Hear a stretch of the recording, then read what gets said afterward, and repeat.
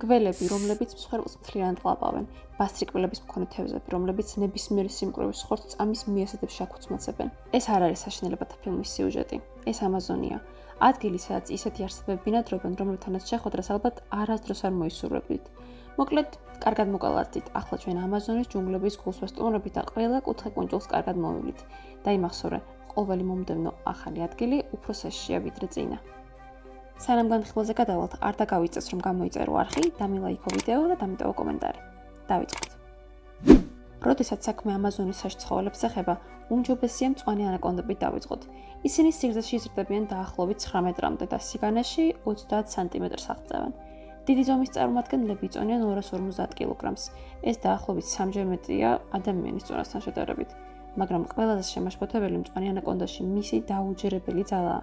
საინტერესოა, რომ ისინი შხამიანები არ არიან, ამიტომაც მსხვერპლს კუნთოვანი სხეულით ეხვევიან და ისე ახრჩობენ. ისინი მსხვერპლს თავისი ძლიერი სხეულით შემოეხვევიან და უჭერენ მანამ, სანამ ის არ დაიხრჩობა. ნამდვილად არ გირჩევთ ამ ქვეწარმავალთან შებრძოლებას. თუ ოდესმე ამ რეპტილიას წააწყდებით, აუცილებლად უნდა ცადოთ მათ თავიდან მოცილება გაქცევით ან დამალვით. მაგრამ არა, მათგან დამალვაც შეუძლებელია. საქმე ისაა, რომ ანაკონდა ნახევრად წყლის ცხოველია.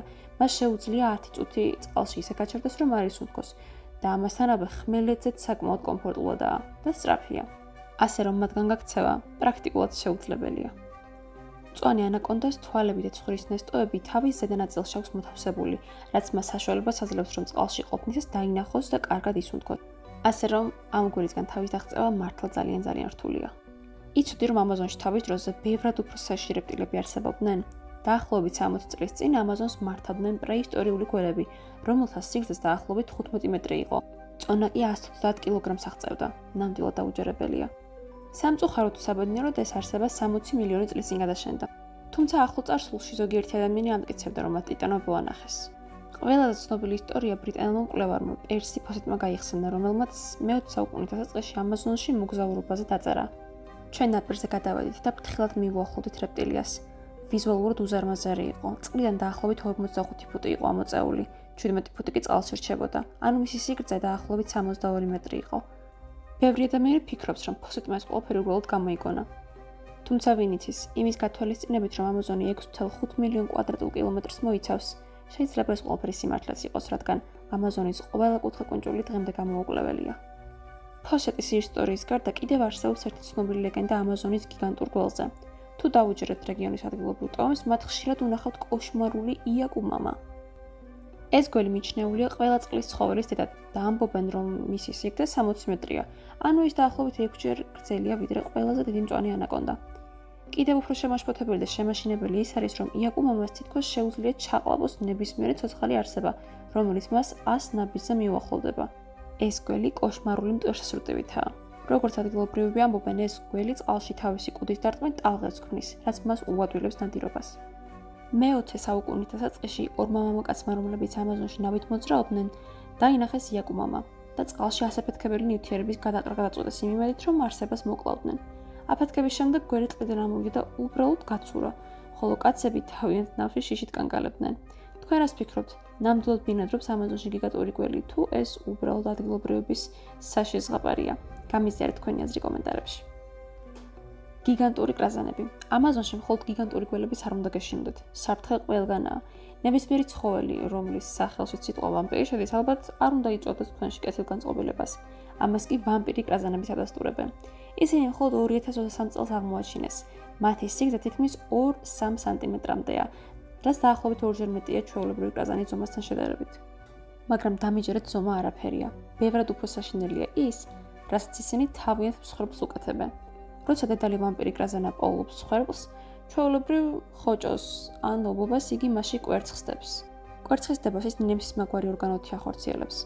დიახ, ვამპირი კრაზანები მსხვერპლს ფაქტობრივად თავიანთ შთამომავლობას ზედად შეკავენ. აღმოჩნდა, რომ კვერცხის დადებისას დედალი კრაზანა ასევე წოვს ჰემოლიმფას, სითხეს, რომელიც მწერებში სისხლს ჰგავს და ჭრილობიდან გადმოდის.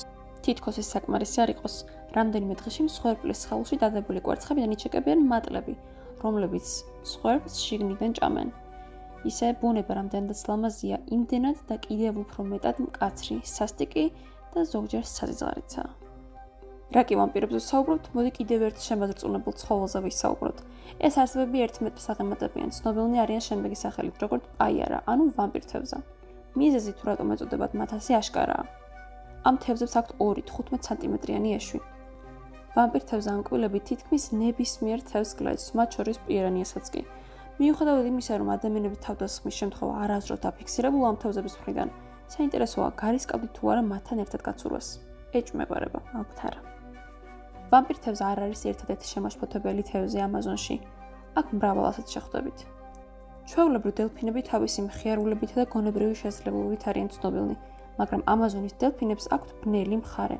პირველ რიგში პაირას მსგავსად მათაც უყვართ პირანიების ჭამა, მაგრამ ბევრად უფრო შემაშფოთებელია ის, რომ ზღვის ძუძუმწოვრებს ადამიანის მიმართ აგრესიაც განვითარებული აქვთ. და თუ მხედველობაში მივიღებთ იმ ფაქტსაც, რომ მათ ყბაში 28 წყვილი ბასრი კბილი აქვთ, ეს ნამდვილად არ არის კარგი ამბავი. 2023 წელს 28 წლის ქალბატონმა, რომელიც ველურ ჯუნგლებში მოგზაურობდა, ეს საკუთარ თავზე გამოსადა. როდესაც ის ამაზონში ცურავდა, მან წყლის ქვეშ ვარდისფერი დელფინი შენიშნა, რომელიც პირდაპირ მისკენ მიცურავდა. ქალმა ამას ყურადღება არ მიაქცია და წყალში დარჩა. მაგრამ მალევე აღმოჩნდა, რომ ეს უდიდესი შეცდომა იყო. მოულოდნელად ეს ბასრკბილებიანი დელფინი მას ფეხში ჩაეჯია და 20 წამის განმავლობაში არ უშვებდა. საბედნიეროდ ქალი გადარჩა, თუმცა ფეხის ქსოვილი ძალიან სერიოზულად დაუზიანდა. საერთო ჯამშასტის სურათი იხატება. ამაზონი იმდენად საშიშია, რომ იქ ყველაზე კეთილი არსებები დელფინებიც კი ჯოჯოხეთურები არიან. შემდეგი საშინელ არსებათა გვარი გახლავთ კოღოები, ამაზონის კოღოები. მათ ძალიან უყვართ მსხვერპლთან ახლოს კონტაქტი. ისინი განსაკუთრებულად აქტიურობენ ღამით და ეძებენ მძინარე ცხოველებს, რათა მათი სისხლი წოვან. როცა შესაფერის ცხრილს პოულობენ, კოღოები ნემთის მაგვარ ხორთუმს სხეულში არჭობენ და სისხლის წოვას იწყებენ. თუ ისინი მძინარე ადამიანს გადაეყარნენ, ეს ბევრად საშინელ სურათს გვაძლევს, ვიდრე სხვა ნებისმიერი ცოცხალი არსების შემთხვევაში. უცნაურია, მაგრამ უმეტესწილად ეს კოღოები ადამიანებს ტუჩებში კვენენ. მიუხედავად იმისა, რომ ნაკვენი მტკივნეულოა, მის შედეგები ძალიან უსიამოვნოა. საქმე იმაშია, რომ სისხლის წოვის შემდეგ ეს კოღოები პირდაპირ სხეულზე განავლის გამოდენას იწყებენ. ეს ყველაფერი არ მხოლოდ საიზრობაა, არამედ სასიკვდილოდ საშიც. ამაზონის ეს კოღოები ხშირად ავრცელებენ პარაზიტს, ტრიპანოსომაკროზის. თუ ინფიცირებული მწერის განავარი ჭრილობაში მოხვდა, ეს შეიძლება შიგასის დაავადების გამომწვევი მიზეზიც იყოს. თავდაპირველი სიმპტომები მსუბუქია, მაგალითად ცხელება, კუნთების და თავის ტკივილი, თუმცა ინფიცირებულთა 30%-ს უვითარდება ხანგრძლივი და სერიოზული გართულებები. მათ შორის არის მუცლის ტკივილი, ყაბზობა, გულსის ძარღვთა უკმარისობა და გულის გაჩერებაც კი. ეს დაავადება იმდენად სახიფათოა, რომ წელიწადში 12,000 ადამიანს კლავს და ეს ყველაფერი მხოლოდ იმ მწერის გამო, რომელსაც ტუჩებში კვენა ძალიან უყვარს. მიუხედავად იმისა, რომ შემდეგი ამაზონის მწერები ტუჩებზე კვენით არ კლავენ, ისინი მაინც ძალიან საშიშები არიან. ეს მათი სახელწოდებიდანაც კი ჩანს. ეკლიანი ეშმაკები. ეკლიანი ეშმაკებისგან უმჯობესი თავის შორს დაიჭიროთ. ისინი 7 სანტიმეტრს აღწევენ სიგრძეში, რაც თითქოს ბევრი არ არის, მაგრამ მის მცირე ზომას სხვა საშითვისებებით ანაზღაურებენ. ეკლიანი ეშმაკი კალის ერთ-ერთი სახეობა, რომელიც თითქოს ჩვეულებრივ კალიას წააგავს, მაგრამ სიანდვილეში ასწულაც არ არის. რეალურად მათი თავი, ტანი და ექვსივე ფეხი დაფარულია ეკლისებრი წვეტებით. სწორედ ამის გამო ეძახიან მათ ეკლიან ეშმაკებს. ეკლიან ეშმაკებს ფეხები თავდაცვისთვის ან მსხვერპლის მოსაზრად გამოაქვთ. გაგიკვირდებათ, მაგრამ მიუხედავად იმისა, რომ მათ კბილები არ აქვთ, მსხვერპლის გადაყლაპა მაინც ძალიან მარტივად შეუძლიათ, ქვედა დიდი ყბის დამსახურებით. როგორც ამბობენ, მათი ნაკბენი იმდენად ძლიერია, რომ ადამიანის კანის გაჭრაც კი შეუძლია, მაგრამ არ ინერვიულოთ, საბედნიეროდ ეს კალები უპირატესად იმკვებებიან თესლებით, ხილითა და უმწეო მწერებით. ჯუნგლების საიდუმლო. 2014 წელს კანკრის მომკრები ჯგუფი ამაზონის შუაგულში გაემგზავრა. ჯუნგლების აღმოჩენისას მათ მოულოდნელად უცნაური ხმა მოესმათ, სულის შემძვრელი ღრიალი, რომელიც თითქოს რაღაც უცნაურ არსებას ეკუთვნოდა.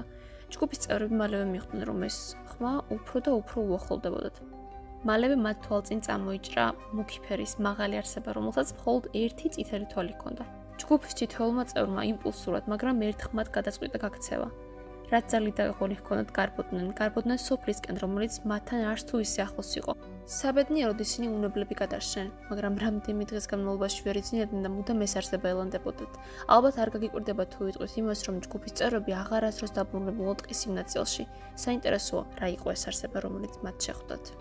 ზოგიერთი ადამიანის აზრით ეს შეიძლებოდა ყოფილიყო მაპინგვარი, მითიური ურჩხული, რომელიც, როგორც ამბობდნენ, ამაზონის ჯუნგლების სიღრმეში ცხოვრობს. ბრაზილიულ ფოლკლორში მოპინგვარი 2 ან 4 ფეხზე დადის, 2 მეტრის სიმაღლისაა, როცა დგება, არის თმიანი და მხოლოდ ერთი თვალი აქვს. მართალია ეს ყველაფერი ფილმიდან გადმოსული მონსტრის აღწერას უფრო გავს, მაგრამ თუ ვენდობთ ტროპიკული ტყის ბიოლოგს, დევიდ ორენს, ბოლო წლების განმავლობაში იმაპინგვარი 80-ზე მეტჯერ მაინც შეუნიშნავთ. ძალიან საინტერესოა მართლა არსებობს და მართლა დადის თუ არა ჯუნგლებში ციკლოპის მაგვარი არსება. ალბათ კი, ან არა, ვინ იცის. მოკლედ ეს ვიდეოც ასე მიიწურა.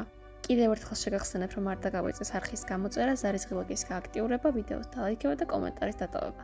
მე შემდეგ ვიდეომდე გემშვიდობები. დროებით.